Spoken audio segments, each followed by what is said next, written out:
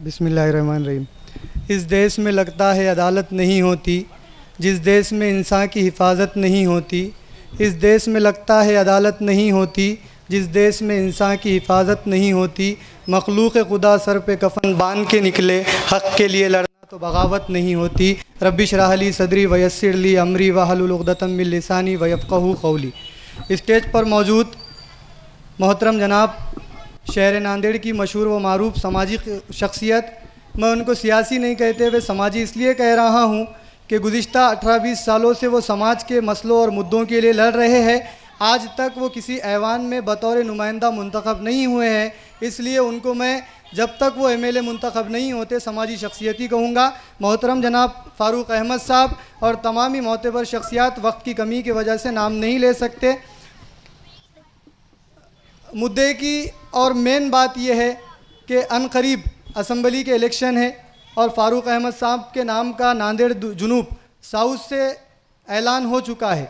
जब से फ़ारूक अहमद साहब के नाम का ऐलान हुआ है, बहुत सारे होशियार पढ़े लिखे दानिश्वर हजरात जो अपनी दानिशमंदी को झाड़ते हुए ये कह रहे हैं कि यहाँ से नांदेड़ जुनूब से सीट किस तरह से आ सकती है।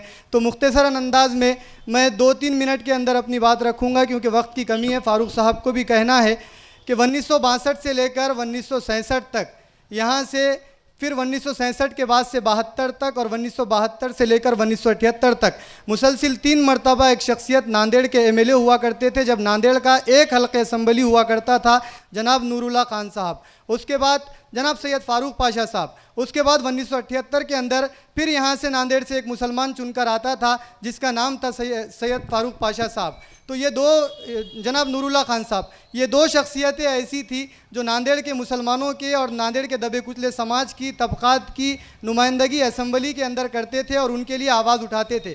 लेकिन 1978 के बाद से यहाँ की सेकुलर ताकतें बिलखुसूस अशोक राव चौहान और उनके वालिद साहब शंकर राव चौहान यहाँ पर जब से बरसर इख्तिदार हुए हैं, मुसलसिल यहाँ से मुसलमानों को और दलितों को ख़ास तौर पर सियासत के ऐवानों से दूर रखा गया, सिर्फ बल्दिया तक उनको महदूद रखा गया।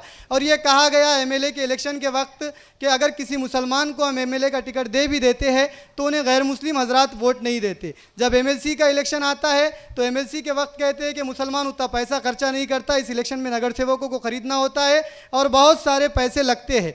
ये कहकर एमएलए के बार हर बार यहाँ से मुसलसिल मुसलमानों का पत्ता कट करने का काम यहाँ की सियासत ने और यहाँ की क़यादत ने और मुसलमानों ने जिन्हें अपना कायद, अपना लीडर, अपना रहनुमा तस्लीम किया था, उन लोगों ने किया।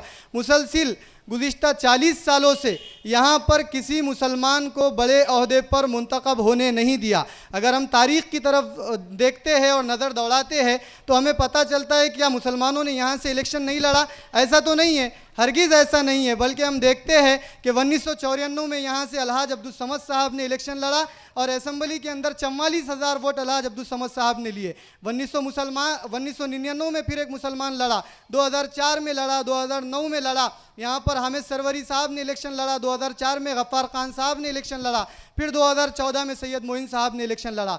ये हम तमाम लोगों की लिस्ट अगर देखते हैं, इनके वोटों के आंकड़ों को देखते हैं तो हमें इस बात की शदीद तकलीफ़ होती है कि यहाँ पर जब कभी किसी मुसलमान ने इलेक्शन लड़ा, अफसोस और सद अफसोस इस बात पर है कि हमने जिसे अपना लीडर और रहनुमा मुंतखब किया था, वो लोगों ने आखिरी वक्त में मुसलमानों की चलती हुई हवा और मुसलमानों की बढ़ती हुई सियासी क़यादत को देखते हुए गैर मुस्लिम एरियों के अंदर ये ऐलान किया कि मुसलमान चुनकर आ सकता है। और 1994 में और 1999 में नांदेड़ से शिवसेना की सीट खेलकर यहाँ से एमएलए के लिए मुंतखब होता है। लेकिन अब्दुल समद साहब, गफ्फार खान साहब, सैयद मोइन साहब, हामिद सरवरी साहब, ये लोगों को यहाँ पर जीतने का मौका नहीं दिया गया। फिर 2009 के बाद 2 असम्बली हल्के बनते हैं। 2009 के अंदर साउथ के साथ नॉर्थ एक असम्बली हल्का जुड़ता है। 2009 के अंदर हम देखते हैं वहाँ से हमने डीपी सावंत को अशोक चौहान के नौकर को चुनकर दिया, सिर्फ इसलिए कि नांदेड़ में 2014 में फिर किसी मुसलमान को मौका दिया जाएगा। लेकिन अशोक चौहान का नौकर, अशोक चौहान का गुलाम, अशोक चौहान की सोसाइटी में काम करने वाला एक मुलाजिम, एक खादिम, एक प्रोफेसर, उसको महाराष्ट्र की असम्बली के अंदर मिनिस्ट्री का दर्जा मिलता है। और 2014 के अंदर फिर मुसलमानों को चॉकलेट दिया जाता है। और 2014 के अंदर जब अशोक राव चौहान के नौकर को दोबारा मौका मिलता है तो हमने सोचा था कि हम मजलिस इत्तेहादुल मुस्लिमीन की तरफ से अपनी ताकत ताकत को बुलंद करेंगे। और हमने एक कॉरपोरेटर के तौर पर अब्दुल हबीब बागबान का इंतखाब किया था, लेकिन चंद हज़ार वोटों की वजह से अफसोस के साथ वो भी इलेक्शन नहीं जीत पाए। तो ये पूरी तारीख हम देखते हैं, तो इसमें क्या हुआ कि यहाँ पर मुसलमानों ने इकट्ठा वोट किए, बड़े जोश के साथ वोट दिए, बड़े जज्बात के साथ वोट दिए, लेकिन मुसलमानों के जोश और जज्बात इसलिए अधूरे हो गए कि मुसलमानों के पास मुसलमान समाज के साथ कोई और समाज का वोट शामिल हाल नहीं था। अगर मुसलमानों को, जैसा अब्दुल समद साहब ने 94,000 वोट लिए थे, उस वक्त अगर दलितों के 10 से 12,000 वोट मिलते तो अब्दुल समद साहब यहाँ से बतौर आमदार चुनकर आते। लेकिन जब अब्दुल समद साहब ने 44,000 वोट लिए तो उसके अपोज में हम देखते हैं सुरेश गायकवाड़ जो दलित समाज के थे, जिन्होंने संविधान पार्टी से अपना उम्मीदवारी और नामांकन दाखिल किया था, वो दलितों के 15,000 वोट लेते। अगर दलितों के 15,000 वोट अब्दुल समद साहब को मिलते तो नांदेड़ में आपका अपना आमदार बन जाया होता कई साल पहले। लेकिन यहाँ की सियासत ने इस बात को मंजूर नहीं किया कि कोई मुसलमान ला इलाहा इल्लल्लाह मोहम्मद रसूलुल्लाह पढ़ने वाला असम्बली के अंदर आपके नुमाइंदगी करे, आपके हक के लिए आवाज़ उठाए। ये तो मंजूर कर लिया है कि एक फ़िरका परस्त ज़हन रखने वाला खेलकर शिवसेना यहाँ से जीत जाए, लेकिन कोई मुसलमान न जीते। इसके बाद 2014 के अंदर वही हुआ। नांदेड़ शुमाल से बालाजी कल्याणकर जो शिवसेना का था आमदार, वो चुनकर आ गया, लेकिन अब्दुल हबीब बागबान को बर्दाश्त नहीं किया गया, गफ्फार खान को, सैयद मोइन को बर्दाश्त नहीं किया गया। ठीक उसी तरह 2019 में फारूक अहमद को बर्दाश्त नहीं किया गया।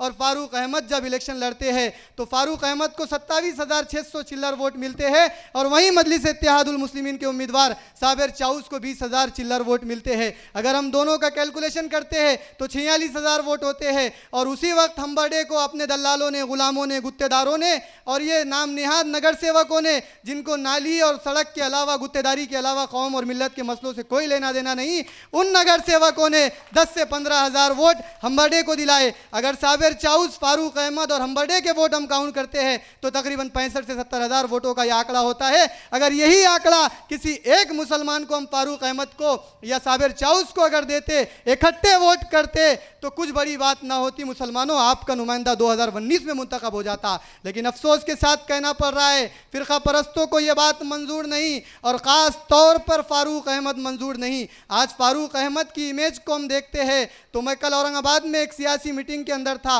वहाँ पर औरंगाबाद के दानिश्वर और पढ़े लिखे लोग कह रहे हैं कि नांदेड़ से फारूक भाई को एक मौका ज़रूर दीजिए।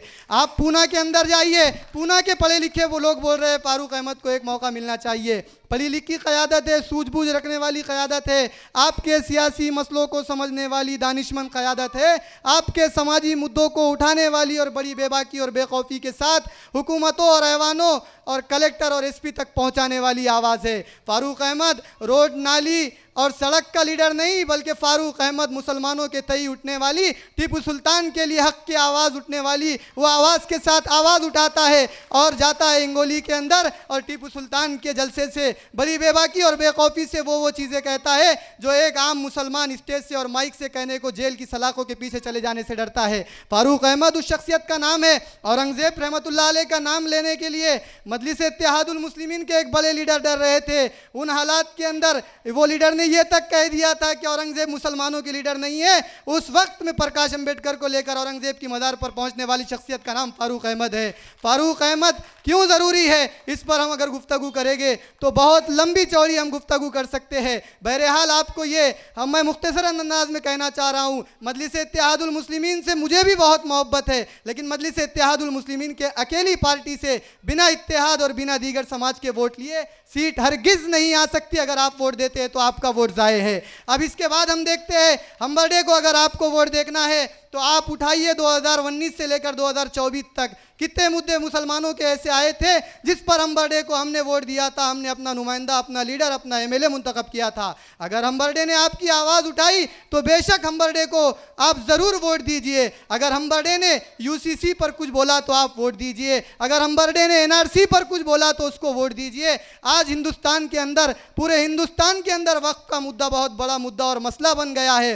पार्लियामेंट से लेकर असम्बलियों तक वक्फ बिल का विरोध किया जा रहा है। अगर हम्बरडे की 1 मिनट की कहीं क्लिप है कि वक्फ की ज़मीन मुसलमानों की ज़मीन है और मोदी सरकार उस पर कब्जा करना चाहती है, अगर हम्बरडे ने कहीं 1 मिनट की बाइट कही है तो मैं आपको खुले मन से फारूक अहमद के सामने कह रहा हूं कि आप हम्बरडे को वोट दे दीजिए। अगर एनआरसी के ऊपर हम्बरडे ने आपकी आवाज़ बनाई है, आपकी नुमाइंदगी की है, तो आप हम्बरडे को वोट दे दीजिए। अगर वक्फ बिल पर हम्बरडे आपका नुमाइंदा बना है तो आप हम्बरडे को वोट दीजिए। अगर आपके किसी मसले पर पोकरना ने या फिर खदगौकर ने या फिर किसी दीगर ऐसे लीडर ने जो कहता है कि मैं सेकुलर लीडर हूं, उन्होंने अगर आपके मसले आपके मुद्दों पर आवाज़ उठाई है तो बेशक आपका हक है कि आप उसे वोट दीजिए। हमें तो फारूक अहमद के अलावा कोई और शख्स नज़र नहीं आया इन मसलों पर और मुद्दों पर बात करने के लिए। इसलिए हम बेखौफ ये कह रहे हैं कि फारूक अहमद नांदेड़ के सिर्फ मुसलमानों का नहीं बल्कि दलितों का, दबे कुचलों का, पिछड़ों का, SC ST का, माइक्रो OBCs का लीडर है।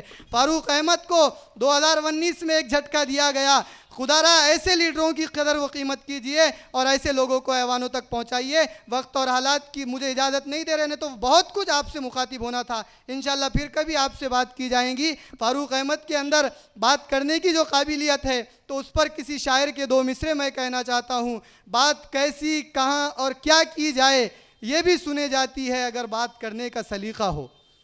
तो फारूक अहमद एक बहुत बुलंद और बहुत बड़ी शख्सियत है। ये सिर्फ MLA के लेवल का आदमी नहीं है। मैं तो समझता हूँ कि महाराष्ट्र के मुसलमानों की तर्जुमानी करने के लिए अगर फारूक अहमद को आप किसी भी फ़िरका परस्त लीडर के सामने खड़े कीजिए और बतौर मुसलमान लीडर फारूक अहमद को पेश कीजिए, चाहे वो फडणवीस हो, राणे हो, ठाकरे हो या जितने सेकुलर और फ़िरका परस्त लीडर है, सबकी बोलती अगर कानून के दायरे में जमहूरी अंदाज में बंद न किया तो मैं कहता हूँ कि फारूक अहमद को अपना लीडर मत बनाइए।